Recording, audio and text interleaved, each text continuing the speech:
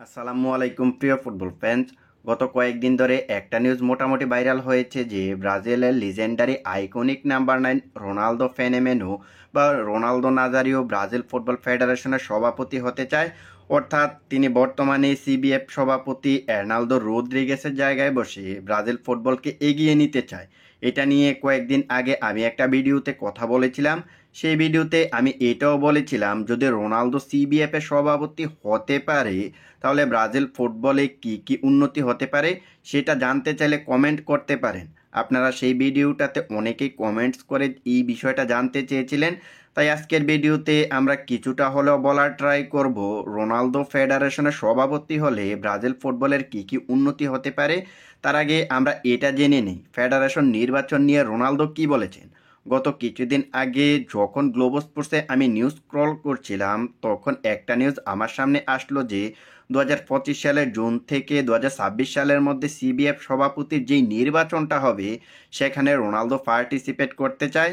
এই ব্যাপারে যখন রোনালদোকে প্রশ্ন করা হয়েছিল তখন তিনি বলেন, আমি যখন রাস্তায় বের হই তখন সবাই আমাকে বলে তুমি আবারও ব্রাজিল দলে ফিরে আসো।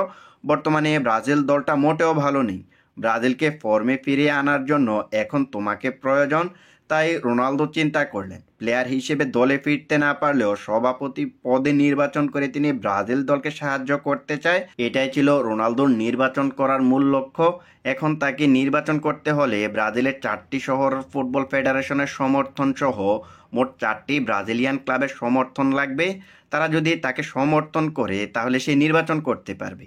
এখন আসি কেন প্রতিটি ফুটবল ক্লাব কিংবা প্রতিটি শহরের ফুটবল ফেডারেশনকে রোনালদোকে সমর্থন করা উচিত।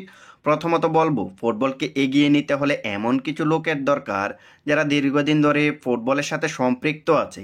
মানে আমি বোঝাতে চেয়েছি কোনো একটা দেশের ফুটবলকে এগিয়ে নিতে হলে সেই দেশের লিজেন্ডারি প্লেয়ারদেরকে রিটায়ার্ডের পরে সেই দেশের ফুটবলের সাথে সম্পৃক্ত থাকতে হয়। আপনি যদি ফুটবলের সাথে যুক্ত না থেকে দিন শেষে ফুটবলের ব্যাপারে নাক গলান বা ফুটবলের সর্বোচ্চ পর্যায়ে বসে থাকেন তাহলে সেই দেশের ফুটবল এমনিতেই তলানিতে যেয়ে ঠেকবে, যেমনটা বর্তমানে ব্রাজিলের হচ্ছে।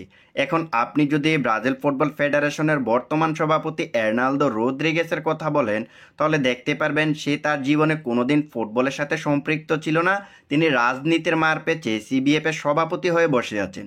সো যেই ব্যক্তিটা কোনোদিন ফুটবল খেলেনি, যে লোকটা সারা জীবন রাজনীতির পিছনে ছুটেছে, সে কিভাবে ব্রাজিল ফুটবলকে এগিয়ে নিবে বলুন তো। তিনি যবে থেকে ব্রাজিলের দায়িত্ব নিয়েছেন তবে থেকে ব্রাজিলের ডাউনফল শুরু হয়েছে। 2021 সালে সিবিএফ প্রেসিডেন্ট হওয়ার পর থেকে ব্রাজিল 2021 সালের কোপা আমেরিকায় ফাইনালে হেরেছে। সে যে শুরু হয়েছে এখনও ব্রাজিল ঘুরে দাঁড়াতে পারেনি। বর্তমানে ব্রাজিল এতটাই তলানিতে গিয়ে ঠেকেছে যাদের নাম শুনলে মানুষ এখন হাসি তামাশা করে। যেই টিমটার নাম শুনলে একটা সময় অপোনেন্টের প্যান্ট গিলে হয়ে যেত সেই দলটা এখন 2026 বিশ্বকাপে খেলতে পারবে কিনা সেটা নিয়েও কিন্তু শঙ্কায় রয়েছে। ভাবা যায় এগুলো।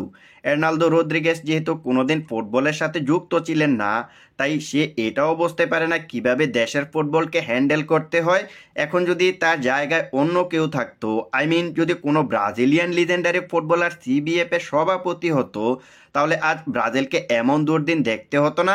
আচ্ছা ধরুন এখন যদি রোনালদো নাজারিও এর্নালদো রদ্রিগেসের জায়গায় থাকতো তাহলে কি হতো। অবশ্যই অবশ্যই তিনি ব্রাজিল ফুটবলের জন্য প্রতিনিয়ত কাজ করতেন। তিনি যেহেতু দীর্ঘদিন ব্রাজিল ফুটবলের অংশ ছিলেন তাই সে জানে কিভাবে কঠিন সময়ে দলকে হ্যান্ডেল করতে হয়, আর সেটাই তিনি করতে পারতেন। অর্থাৎ বর্তমানে ব্রাজিলের এই কঠিন সময় থেকে ব্রাজিলকে উদ্ধার করার ওয়েটা খুঁজে বের করতেন। সেই ওয়েটা খুঁজে বের করার জন্য তিনি সভাপতি হয়েও প্লেয়ারদের সঙ্গে বসে প্লেয়ারদের কৌশল শিখাতেন কিভাবে কঠিন সময়ে পারফর্ম করতে হয়। তিনি যদি সভাপতি হতেন তাহলে ব্রাজিল শুধু একজন সিবিএফ প্রেসিডেন্ট নয়, সেই সাথে একজন কোচ সমতুল্য ব্যক্তিও পেতেন। তিনি যদি সিবিএফ এর সভাপতি হতেন তাহলে তিনি ব্রাজিলের ড্রেসিং রুমের পরিবেশটা আরও চাঙ্গা করতে পারতেন। তিনি যদি সভাপতি হতেন তাহলে তিনি প্লেয়ারদের ওই জিনিসটা শিখাতে পারতেন কিভাবে চাপের মুখে দলকে জিতাতে হয়। কারণ সে নিজেও জানে ব্রাজিলের হয়ে 2টা বিশ্বকাপ সে জিতেছে। ওই সময় তিনি কিভাবে স্নায়ু চাপটাকে সামলে পারফর্ম করেছেন সেই জিনিসটা প্লেয়ারদের সাথে শেয়ার করতেন। সো তিনি যদি সিবিএফ সভাপতি নির্বাচিত হয় বা ব্রাজিল ফুটবলের সঙ্গে কোনোভাবে সম্পৃক্ত হয়, তাহলে ব্রাজিলের এই দুর্দিন থেকে ব্রাজিলকে তাদের পুরনো ফর্মে ফিরিয়ে আনতে পারবে অন্তত, এটা আমার মনে হয়। ও হ্যাঁ, তিনি এটাও বলেছেন সে নির্বাচিত হতে পারলে সে পেপ গার্দিওলাকে ব্রাজিলের কোচ হিসেবে নিয়ে আসবে, যদিও এটা অসম্ভব মনে হচ্ছে। তো এই হলো রোনালদো নাজারিওকে নিয়ে আমার ছোট্ট একটা ভিডিও, যেখানে আমরা জানার ট্রাই করেছি রোনালদো সিবিএফ প্রেসিডেন্ট নির্বাচিত হলে ব্রাজিলের কি কি লাভ হতে পারে, অর্থাৎ ব্রাজিল ফুটবলে কি কি উন্নতি হতে পারে। এখন রোনালদো নাজারিও সিবিএফ এর সভাপতি হতে পারবে কিনা, বা সে নির্বাচিত হতে পারলে পেপ গার্দিওলাকে ব্রাজিলে নিয়ে আসতে পারবে কিনা, সেই সম্পর্কে ভিডিও চাইলে এখনই কমেন্ট সেকশনে জানিয়ে দিতে পারেন। ধন্যবাদ সবাইকে।